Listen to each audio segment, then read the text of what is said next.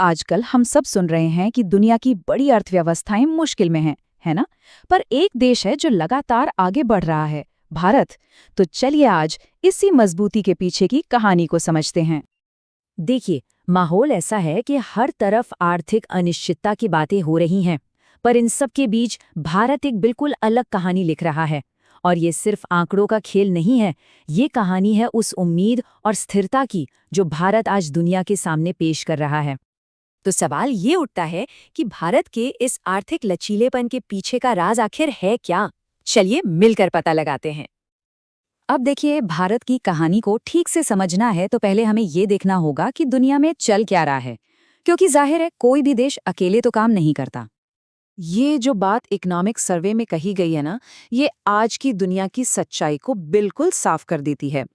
हो ये रहा है कि अब देश आर्थिक फायदों से ज्यादा अपनी सुरक्षा और राजनीतिक हितों को देख रहे हैं। और इसका सीधा सा मतलब ये है कि दुनिया में व्यापार के नियम लगातार बदल रहे हैं और माहौल बहुत अनिश्चित हो गया है। तो दुनिया के सामने दो बड़ी चुनौतियां हैं।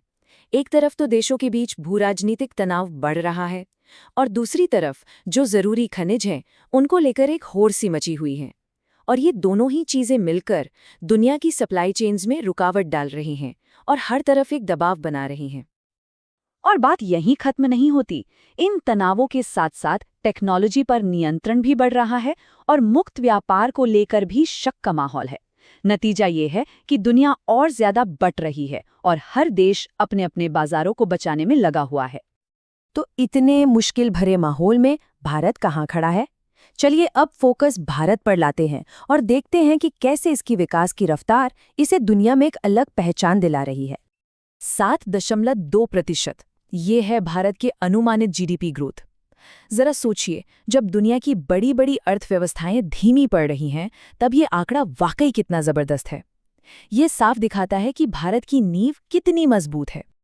और कमाल की बात यह है कि ये जो ग्रोथ है ना, ये किसी एक दो सेक्टर से नहीं आ रही, ये हर तरफ से है। मतलब अर्थव्यवस्था के हर बड़े हिस्से में तरक्की हो रही है।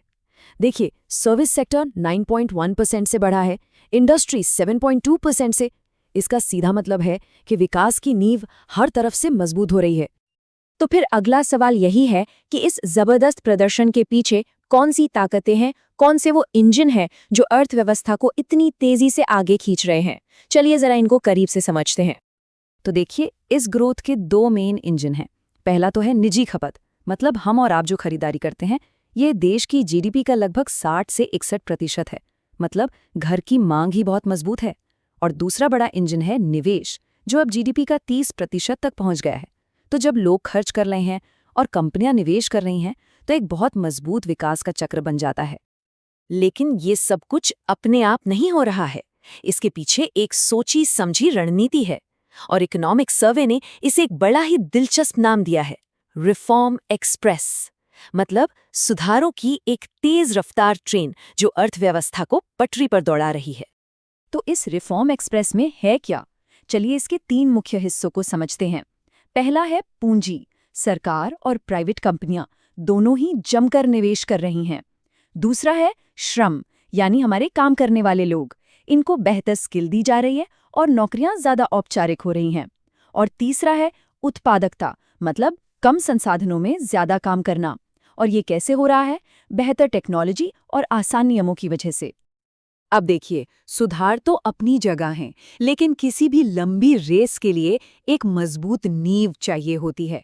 और भारत के लिए वो नींव है उसकी वित्तीय स्थिरता। तो चलिए देखते हैं कि ये नींव कैसे बनी। तो सरकार ने एक बहुत सोची समझी रणनीति अपनाई है। सरकार का टैक्स कलेक्शन बढ़ा है। कैपिटल एक्सपेंडिचर, मतलब सड़कों पुलों जैसे बुनियादी ढांचे पर खर्च बढ़ाया गया है। सरकारी घाटे को धीरे धीरे कम किया जा रहा है। टैक्स के नियम और आसान हुए हैं और खर्च में पारदर्शिता भी आई है। और इन्हीं सब वजहों से जो बड़ी बड़ी क्रेडिट रेटिंग एजेंसियां हैं, उनका भी भारत पर भरोसा बढ़ा है। और ये जो स्थिरता है ना, ये सिर्फ सरकारी खजाने तक ही नहीं है। इसका असर हमें देश के वित्तीय क्षेत्र, खासकर बैंकों की सेहत पर भी साफ साफ देखने को मिलता है। बैंकों की हालत में तो जबरदस्त सुधार आया है। जो फंसा हुआ कर्ज होता है, जिसे हम एनपीए कहते हैं, वो अब कई दशकों के सबसे निचले स्तर पर आ गया है। इसका क्या मतलब है? इसका मतलब है कि हमारे बैंक अब पहले से कहीं ज्यादा मजबूत हैं और अर्थव्यवस्था को लोन देने के लिए पूरी तरह तैयार हैं। अच्छा, ये सब तो हो गई बड़ी बड़ी बातें, बड़े बड़े आंकड़े, पर सवाल ये है कि इन सब का एक आम इंसान की जिंदगी पर क्या असर पड़ता है। चलिए अब इस बड़ी तस्वीर से थोड़ा जूम इन करते हैं और देखते हैं कि जमीन पर इन नीतियों से क्या बदलाव आ रहा है। 55 करोड़ 45 लाख, ये कोई छोटा मोटा नंबर नहीं है। ये प्रधानमंत्री मुद्रा योजना के तहत दिए गए कर्जों की संख्या है। ये वो योजना है जो छोटे छोटे उद्यमियों को अपना काम शुरू करने या बढ़ाने के लिए पैसा देती है। ये आंकड़ा अपने आप में बताता है कि वित्तीय मदद कितने बड़े पैमाने पर लोगों तक पहुंची है। और इन सभी योजनाओं के पीछे एक बहुत ही सरल लेकिन शक्तिशाली विचार है, उन लोगों तक पैसा पहुंचाना जो कभी बैंकिंग सिस्टम का हिस्सा ही नहीं थे।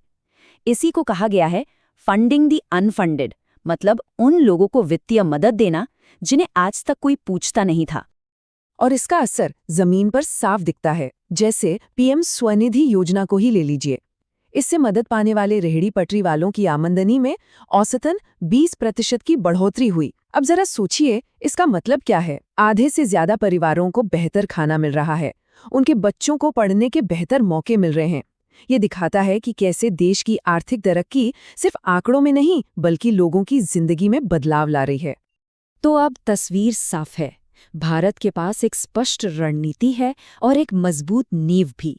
पर अब सबसे बड़ा सवाल ये है, भारत अपनी इस मजबूती का इस्तेमाल करके इस नई दुनिया में अपनी जगह कैसे बनाएगा? और ये सिर्फ एक आर्थिक सवाल नहीं है, ये भारत के भविष्य की दिशा तय करेगा। यकीनन ये देखना बहुत दिलचस्प होगा कि ये कहानी आगे क्या मोड़ लेती है।